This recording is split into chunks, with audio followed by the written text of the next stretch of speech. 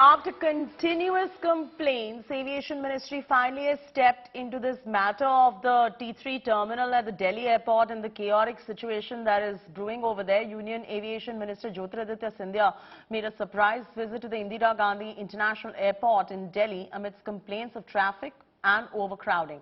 This, of course, coming in days after Scindia convened a meeting with the officers and operation boards of major airfields in the country. The major reason behind the delay has been fewer counters and limited security staff. Also, the airport has a comparatively smaller space as compared to the daily passengers that visit this airport. Complaints regarding overcrowding at Delhi airport has swamped all over the internet now. The passengers are taking hours to get to their flights.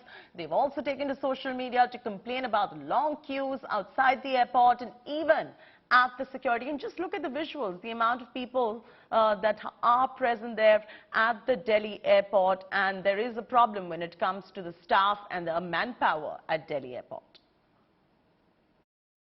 मैंने 7 तारीख को meeting ली थी मंत्रालय में सारे airport operators के साथ, CISF के साथ, DCAS के साथ, और हमने निर्धारित किया था कि क्या गाइडलाइंस होनी चाहिए और कब तक इसमें इम्प्रूवमेंट आनी चाहिए।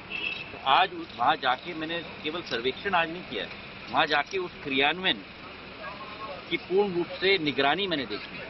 जो पहले हमारे एयरपोर्ट पे 14 गेट थे, आज दोनों तरफ एक एक्स्ट्रा गेट खुल चुके हैं, तो 16 गेट हो गए, ताकि जो यात्री एयरपोर्ट के अंदर आ रहे हैं उनके लिए सहूलियत हो पाए।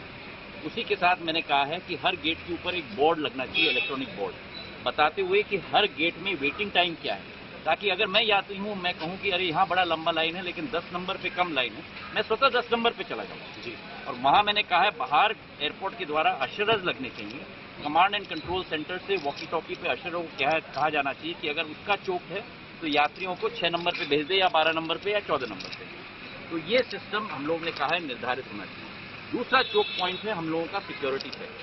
वहाँ हमारे पास कैरोसेल और नॉर्मल चेकिंग के आधार पर 11+2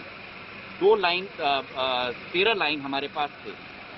जो 7 तारीख की मैंने मीटिंग ली थी, मैंने कहा था कि जो 2 लाइन क्रू के लिए और हमारे स्पेशली एबल्ड दिव्यांग के लिए रखा गया है, वो 2 लाइन भी हम लोग साधारण यात्री के लिए भी खोले, लेकिन क्रू और हमारे स्पेशली एबल्ड दिव्यांग यात्रियों को हम लोग प्रायोरिटी देते हैं। तो आज जब मैंने वहाँ देखा, मैंने कहा है कि इसकी वृद्धि भी होनी चाहिए। तो आज एयरपोर्ट पर 13, 11+2 और उसके अतिरिक्त 3 और लाइन्स भी खोली गई हैं, तो हमारी कैपेसिटी 16 बन गई। मैंने एक क्षेत्र देखा 2 लाइनों के बीच में जहां बैरियर लगा हुआ है, मैंने कहा है कि अगर वो बैरियर को हम तोड़ पाएं और वहां एक अतिरिक्त लाइन लगा पाएं तो होपफुली अगले 3-4 दिन में वो 17 नंबर भी शुरुआत हो जाएगा। और अनेक ऑफिस एरिया हैं और अनेक एरिया हैं, मैंने कहा वो भी हम लोग तोड़ दें और महीने के अंत तक 3 अतिरिक्त लाइन वहाँ खोल दें। तो टोटल हमारी कैपेसिटी जो 11+2 होती लाइन वहाँ खोल दें, तो टोटल हमारी कैपेसिटी जो 11+2 होती थी वो होपफुली महीने के अंत तक 20 तक हम लोग पहुँच जाएंगे। तीसरा कदम है कि हम लोगों को देखना चाहिए कि जो सिस्टम है उस सिस्टम के आधार पर हम लोग कितने यात्री को प्रोसेस कर सकते हैं।